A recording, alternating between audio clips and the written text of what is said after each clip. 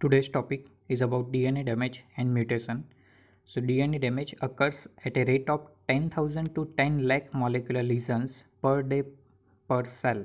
Now, for every 10 lakh cell division, one somatic mutation is taking place. So there are frequently chances of DNA damage, but only few somatic mutation is taking place. So you can compare from the numbers. Now, this DNA damage and mutation are fundamentally different. So it is important to distinguish between these two, DNA damage and mutation. Basically, DNA damage results in physical abnormality in the DNA such as single and double strand breaks and polycyclic aromatic hydrocarbon adduct means additional a bigger molecule is added, and so that is creating adducts. Now, this DNA damage can be recognized by the enzyme and thus can be correctly repaired if complementary DNA strand or a homologous chromosome is available for copying. So basically, if any abnormality is identified, then it is corrected by the enzyme.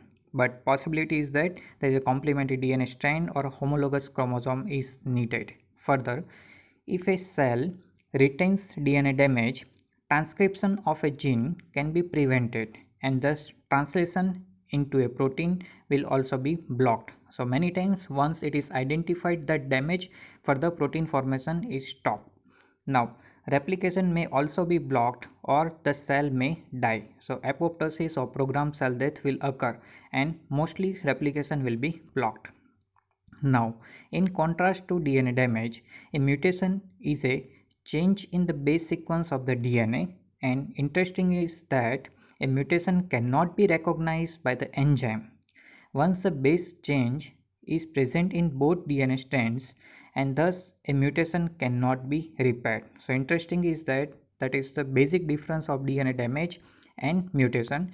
DNA damage is mostly identified and it is corrected, and if it is not corrected then cell will undergo the senescence, also apoptosis, but that DNA base change is not identified and remain inside the cell and replicate, that is leading to the mutation. At the cellular level, mutation can cause alteration in protein function as well as regulation. Now, mutations are replicated when the cell replicate.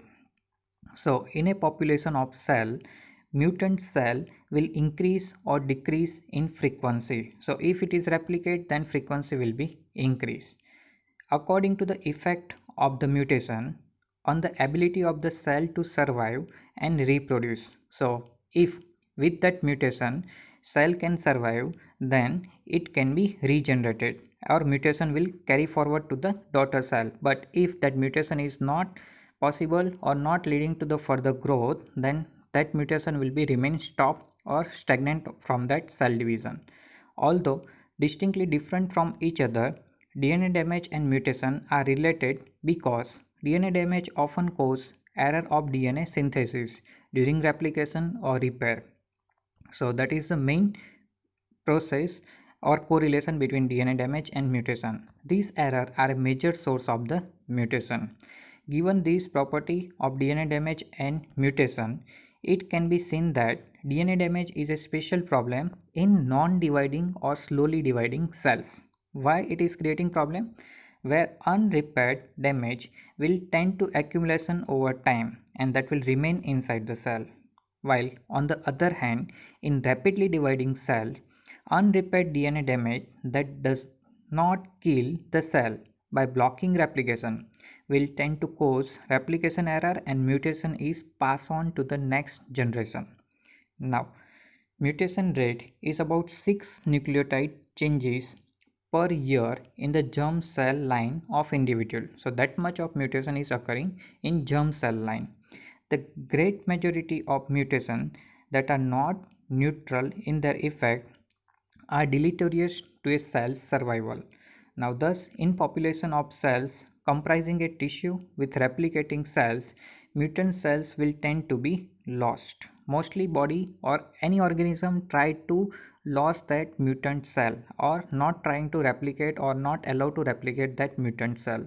However, infrequent mutation that provide a survival advantage will tend to clonally expand at the expense of neighboring cells in the tissue. By damaging nearby tissue, they are expanding.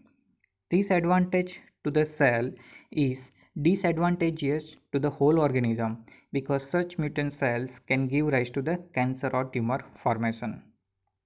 So, thus DNA damage in frequently dividing cells because it gives rise to the mutation and progression at every next generation is a prominent cause of the cancer. In contrast, DNA damage in infrequently dividing cells is likely a prominent cause of the aging of the cell.